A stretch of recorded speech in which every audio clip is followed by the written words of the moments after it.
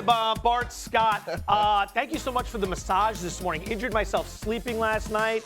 Traditional old man injury. This guy came through. We got the basketball team here as well. Windhorst and Iman Shumpert are in the house. Gentlemen, it's great to see you. And that is where we will begin with the performance of the night.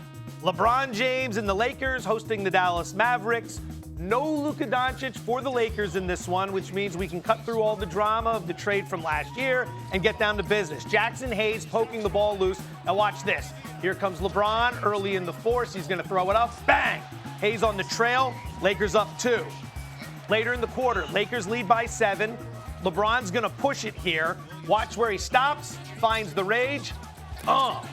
He's feeling it. Having a good time out there. Lakers up 10. All-star break right around the corner. Shortly later, absorbing the contact off the glass. 18 points and 8 assists for the King in the first half. Lakers, though, only up 1. Let's go to the third. Watch the spin move in the lane. Again, off the glass. Defense severely lacking. LeBron's 4th straight game with 10-plus assists, which you're going to see right here on the dish. Vanderbilt wide open underneath. The longest streak by a player 40 or older in NBA history. Lakers up 14 through 3 quarters. Now they're up 16 in the 4th. We're going to watch the handle here. LeBron, a little bit of everything in this game. The shooting, the rebounding, the passing, the handles, the lobs, the range. Lakers win by 20. LeBron drops 28, 10, and 12. First triple-double of the season for the King as the Lakers win big. At age 41, the ageless James, now the oldest player in NBA history to record a triple-double in a single NBA game, surpassing the mailman, Karl Malone, who was 40 and change in November of 2003. James has 3 career triple-doubles since he turned 40, 2 more than the rest of the league all time has combined over the age of 40. After the game, James was asked if he could still play a few more years. Yeah, I could, but I don't know. It's not like my game. My game is not going anywhere. It's just it's my body. I'm a goofy ass 41-year-old kid. I mean, I think people should know that by now, right? I think that's just me. I'm just goofy. I get to play basketball. Like, they pay me to play basketball. Like, why wouldn't I be happy about that? Pretty simple formula. LeBron plays well, Lakers win. LeBron's in a good mood. LeBron plays poorly, Lakers lose. LeBron in a bad mood. Let's bring Windy and Shump into the conversation now. Iman, are the Lakers relying a little too much on a 41-year-old LeBron James? I wanted to say that originally when the season started, but at 41 to see him doing this is unbelievable. If you got him on your roster, how could you not? You're leaning on somebody that's got a catalog of winning, a catalog of going against a bunch of different coaching styles. The guy knows how to win. I understand that this was, again, against one of our lower-seeded teams out here in the standings, but understand that LeBron James knows how to play. He knows how to win. He knows how to save his body. And, coming into another all-star, I can really see how he's an all-star again. So sooner or later, he's going to get me to stop giving him the little handicap of being 41 because he clearly doesn't need it. It looks good. And if he can get a healthy Austin Reeves and a healthy Luka Doncic for the second half of the season, I'm wondering, in your opinion, Shump, how would they stack up against the rest of the Western Conference? It depends on the seed that they get. I think they could go maybe a round or 2 in, but I don't see them going too far, and I don't think that they have their sights on going that far. When you talk about the higher-ups in the Western Conference, I just think that matchup-wise, it would be a lot for them right now, even if they were 100% healthy. I just don't know if Luka, LeBron, and AR over there are enough at the end of a game to make sure that they win a playoff series with some of the top teams in the West. Windy, jump in here. How do you view a healthy Lakers team in the second half of the season? You know, they're in 5th place in the West. That's terrific considering all of the games that their stars have missed. I mean, they're 6-6 now when Luka doesn't play.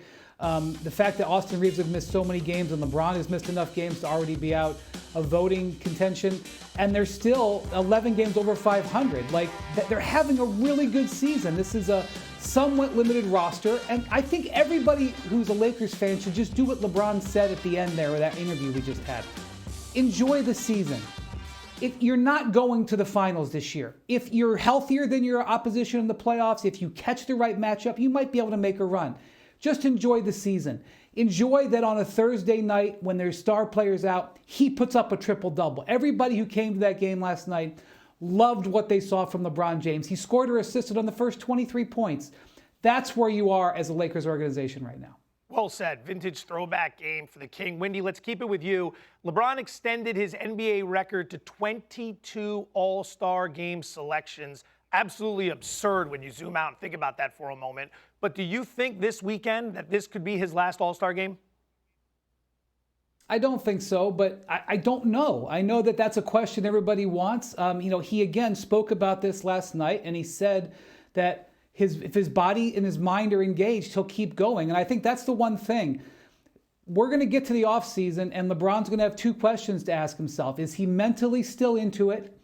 And then is he physically still into it? If the answer to those is yes, and he does not know in February what his answer is going to be, maybe in September.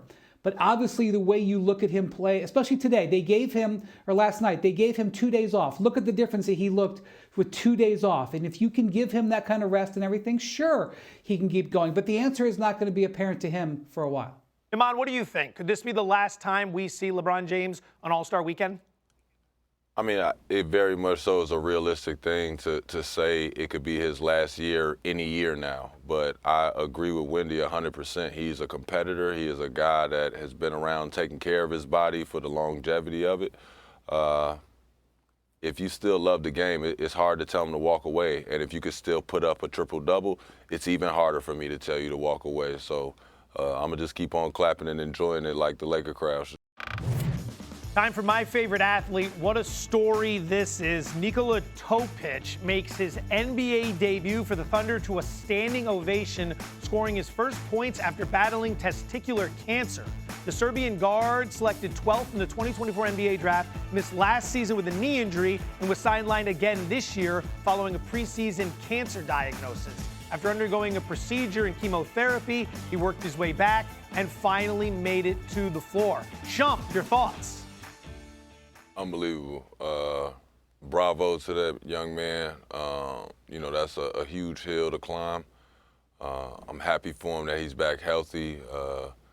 I know that, you get the injuries that you sustain while playing, but to have something like that come and to mentally stay tough, to have what an organization to have behind you if you're going through something like that, but to be able to work his way back and go out there and see the ball go in, man, really happy for the kid. Windy. Joe, there's a lot of triumphs that are happening in the NBA every single night. A lot of them are overlooked because we sometimes focus on issues, which we will again. But this was a triumph, and I'm glad that he could do it at home and that the Thunder fans could celebrate him because he deserves it. Well, I love the fact that we could start with something so positive and uplifting because, to your point, Windy, we are going to make the transition here to something very, very different. The NBA has fined the Jazz $500,000 and the Pacers $100,000, with the league saying both teams sat healthy players. The Jazz fine came due to the team's actions in games against the Magic on February 7th and the Heat on February 9th. During them, Utah benched Lauri Markkanen and Jaren Jackson Jr. for the fourth quarter.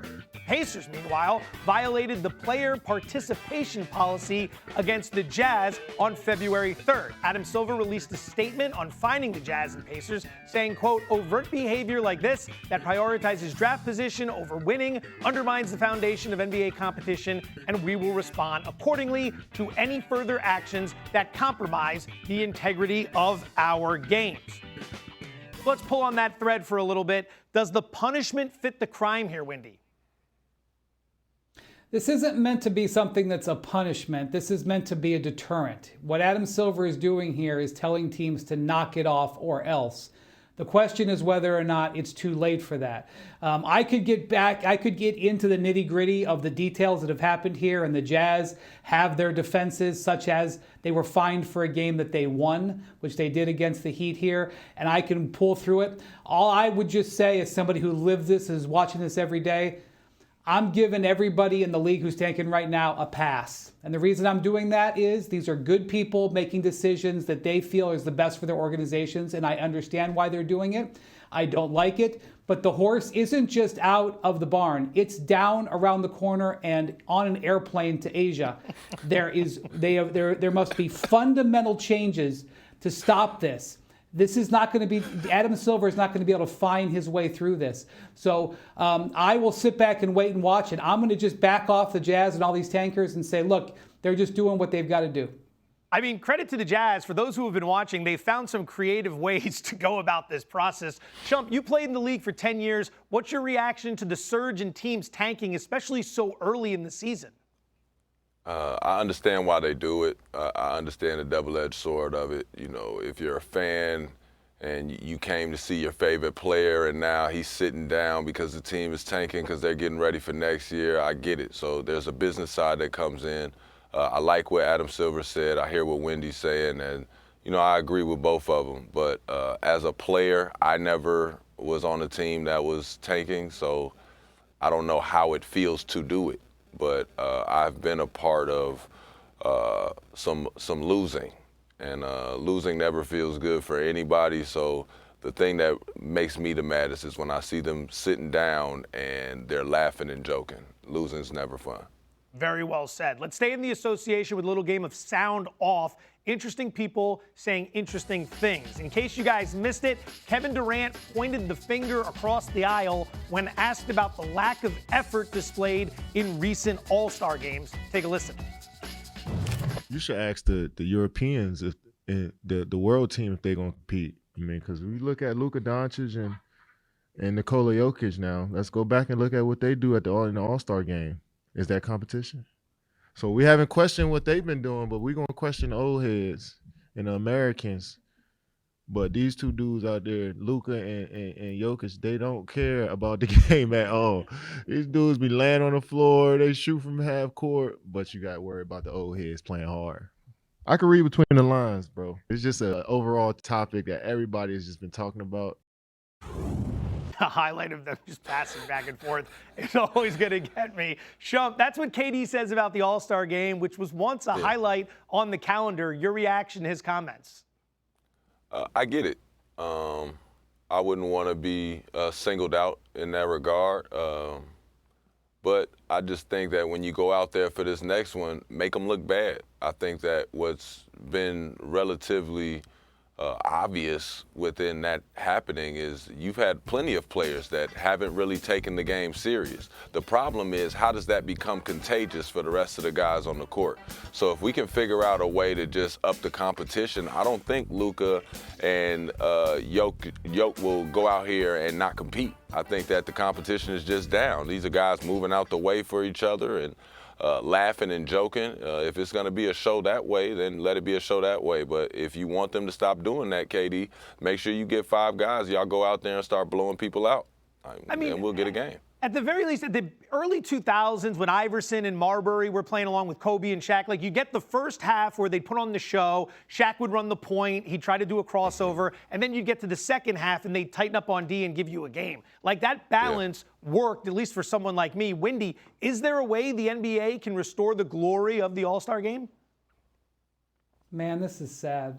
It's not even the point where they're encouraging each other to compete. It's, Durant, and by the way, Durant's right. But now they're saying, those guys care less about it than we do. On the care factor, we're down here, but they're way down here. That's where the dialogue has gone. In all honesty, the All-Star Game's lost me as a viewer. I've got plans this weekend. I'm not going to watch it. And so, what I believe is 2 major things have happened in the last 10 years. One, between 2006 and 2016, so we're talking 20 to 10 years ago, the max contract went up about 40%. That's a lot of money. It's good increase. Between 2016 and 2026, the max salary has gone up 240%.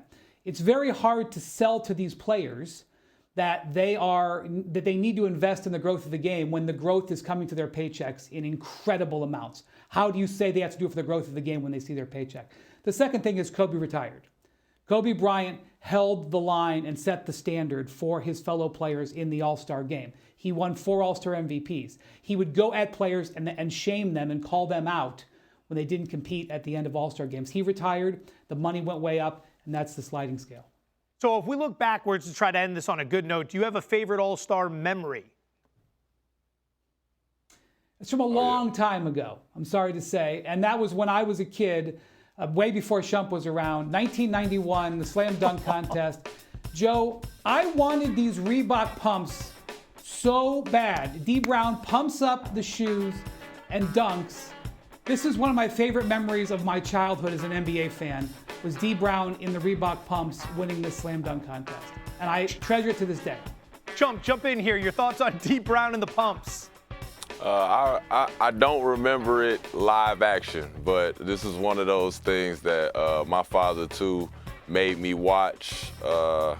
Never quite understood the cover the eyes one. I didn't even think that was one of his better dunks in the contest, but I get it for the signature slow-mo and everything like that. I get it, but I didn't think that was his best dunk. I used to argue with my dad all the time about that dunk. Great memories. I mean, we could do another 20 minutes on what happened to the dunk contest, but maybe we'll save that for another day. Gentlemen, sit tight. Thank you very much.